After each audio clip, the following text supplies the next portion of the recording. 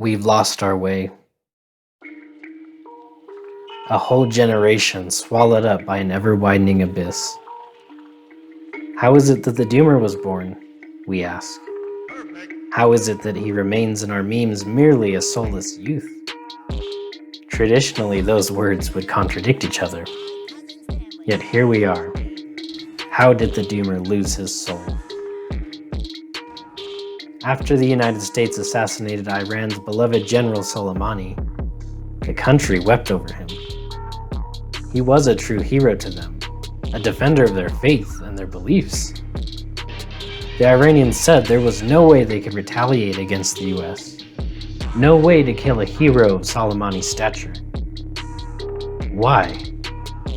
Because America only has fictional heroes. SpongeBob, Spider-Man, and Captain America. The heroes of the West are products, toys to swipe off the shelf on Black Friday. The face of the West is ambiguous as well. Even Christianity is tarnished, and God remains dead. It's not a mystery why the doomer has lost his soul, because the society he lives in has lost its soul as well, probably long before the doomer ever did. And as you see Western culture dying, which is what's happening, you see the Western individual die as well. As above, so below. Thus, we see the birth of the doomer generation.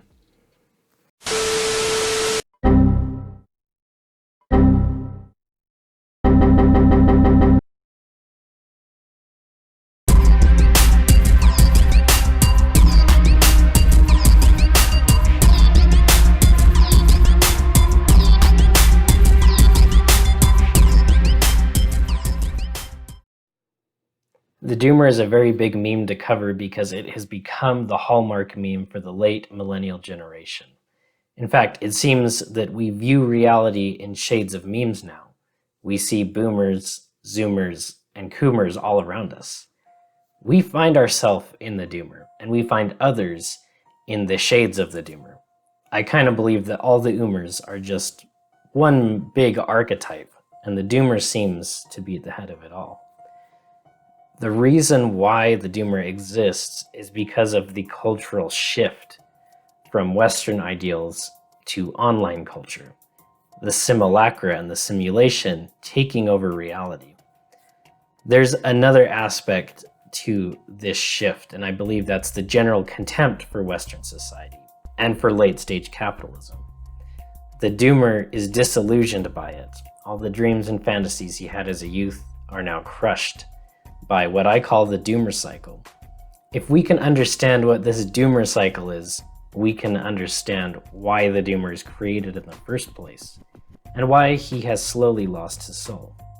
One of the largest issues of the doomer cycle is the dependence on consumerism and materialism that is rampant in our capitalist society. I'm throwing around a lot of words here, but let's simplify it. It starts off with the consumption of products. We all consume products just about every day, and we also consume information on the internet that is followed by products. We're sold advertisements. We buy products because they give a false and fleeting sense of happiness or purpose. In a very literal sense, we have put our libido and put ourselves into these products. I've said in other videos, we find ourselves in our car. Our car defines our personality. The next stage of the cycle is that we have to work for money. We become exhausted by working to create more products, while your labor's value is exploited by capitalists in entry-level or no college-needed jobs or positions. There's an asterisk there because even if you do go to college, you will load on a bunch of debt that you then have to pay off with your job. So either way, college or no college, you are going to be continually stuck in this rat race of trying to pay off the debts that you have. And it goes without saying, you need money to consume the products. Ironically, the products that you are helping to create. The next stage of the cycle is to relax, because you've become exhausted by working. You consume information on social media, the internet. your TV, and you're continually exploited even more by advertisements on all platforms. There's a humor there because I will talk about pornography a little bit later, but how that's just another exploitation of the human psyche. The cycle continues when you become depressed due to burnout and self-disgust for all the indulgence in products and advertisements that you have had. This is where the doomer reaches his peak depression and where many people express themselves online and they find themselves in this meme. I guess the saddest part of this whole cycle is that depression never really goes away, but it is only mitigated slightly by consuming more products. And that, of course, is the restart of the cycle. You spend the money you worked for to consume more, for that false and fleeting sense of happiness to cure your depression. And I know that this is a more complicated issue than just a graph I can throw up, but at least I hope we can all see that this cycle is true and does exist, and many young people find themselves stuck in this cycle. To further drive home the point, I've made another graph for you to look at. This shows how late-stage capitalism can exploit the human psyche in every stage of its development. It doesn't always. It's possible to be successful, but this is the situation many of us find ourselves in. For example, pornography is a huge money-making business. The statistics on how much money that brings in a year are ridiculous. And the reason it's so successful is because pornography has been engineered to exploit your brain. Your brain is not adapted and cannot handle the simple fact that you can just pick up your phone and search for whatever thing you want to and receive that sexual gratification instantly. Your brain is not adapted for that. What you see is a coomer who is just another shade of a doomer, like I've said, but this coomer has altogether given up his relationship with the real, with the feminine that exists out there, and is now tied to the simulacra and the simulation of sex via pornography. This is a massive exploitation of the human psyche. We move on to debt. Debt exploits the individual's inability to purchase necessities or education without already having a large pool of income. It creates wage slaves. An example is that you need to buy a car for work. Perhaps you could buy a really terrible little car that'll get you here and there, but more than likely you'll have to invest a little bit and get a nice car that will last you a while. The problem is buying a car early on to go to work creates another debt cycle. The debt you'll take on from education is also a massive amount of debt that you might be paying off clear until your 50s or 60s, you never know. And this is the situation we're all in. Either way, college or no college, you will have debt. And this is practically forced upon you by the system. You don't have a choice to take on debt or not. The final thing I've put here, and there are other exploitations, but these are the three that came to my mind, is the ego and libidinal exploitation of the human psyche. These are the advertisements that exploit the underdeveloped ego and persona of the individual. There is an example that is so explicit that it trumps any other example I could really give you. And both cuck philosophy and meme analysis have done excellent videos on this. So if you want to learn more about the specific scenario, you should really watch these two videos. What I'm about to tell you is about Jonah Peretti and BuzzFeed.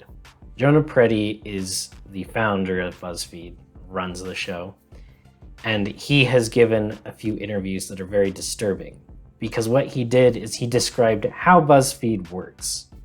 And what BuzzFeed is doing and how it makes money is exploitation of the ego, the underdeveloped ego of the child, the youth, the teen, and reselling them back that libidinal investment that the youth makes in their quiz, in their article, whatever.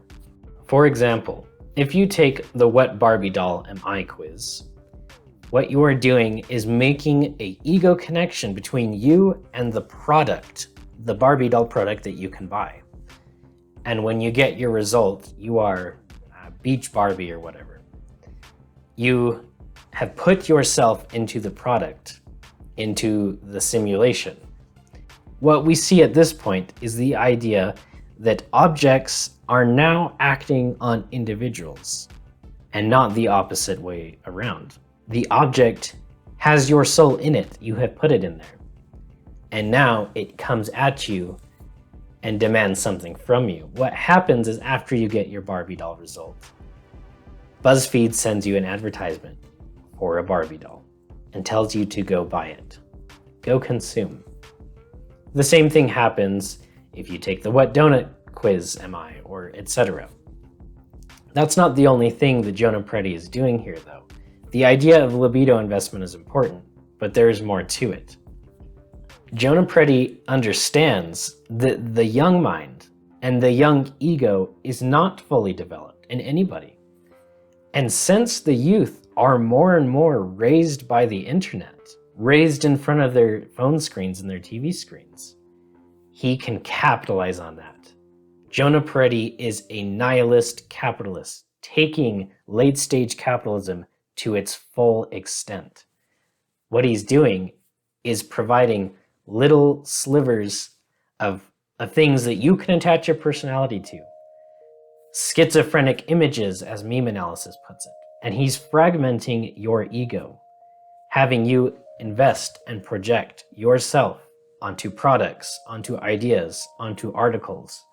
And it doesn't matter if it's true or false. All he cares about, and all BuzzFeed cares about, is money. They don't care about you or your personality. In fact, they have decided that their online world can fully cover the spectrum of human personality and assign you a Barbie doll to be. That is terrifying. I think of it as the buying and trading and selling of souls online. That's really how bad this is. Very soon you see that your soul is within the machine, within the simulation, and you start to become a product yourself. The consumer is also the product. This is echoed in South Park when they did an episode on advertisements. With the rise of the internet, suddenly the ads had an entirely new way to attack us. They became smarter. They disguised themselves as news. All around the world, people read news stories completely unaware they were reading ads. And now, the ads have taken the next step in their evolution. They have taken human form. Ads are among us.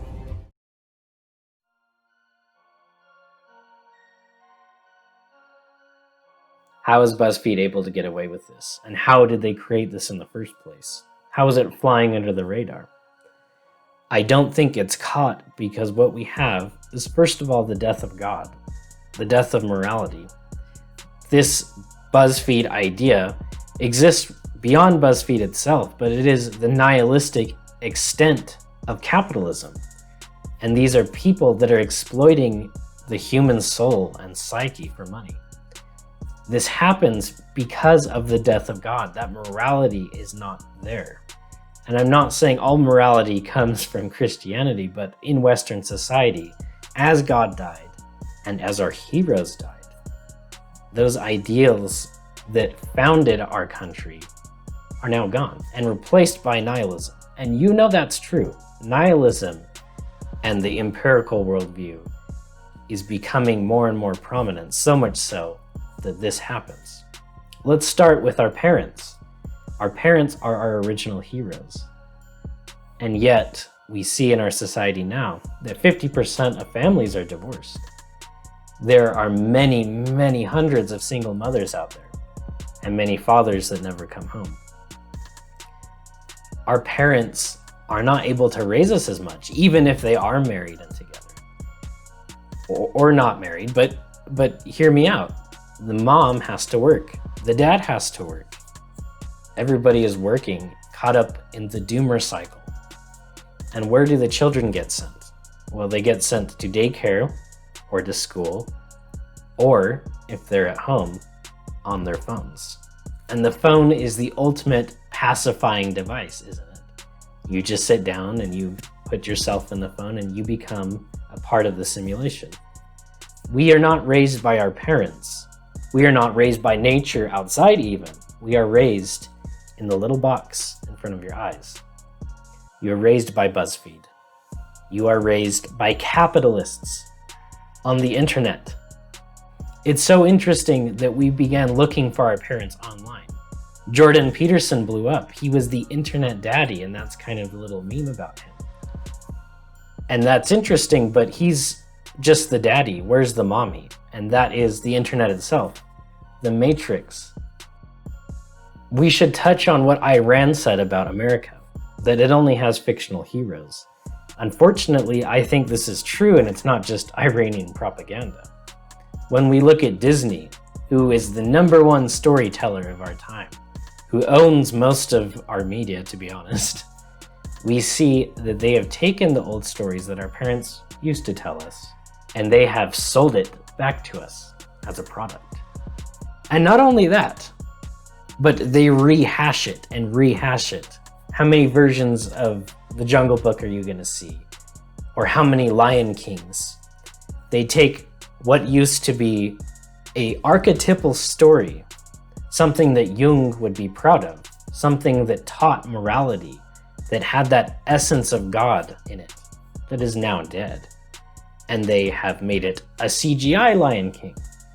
What is not important is the story itself. What is not important is the archetypes.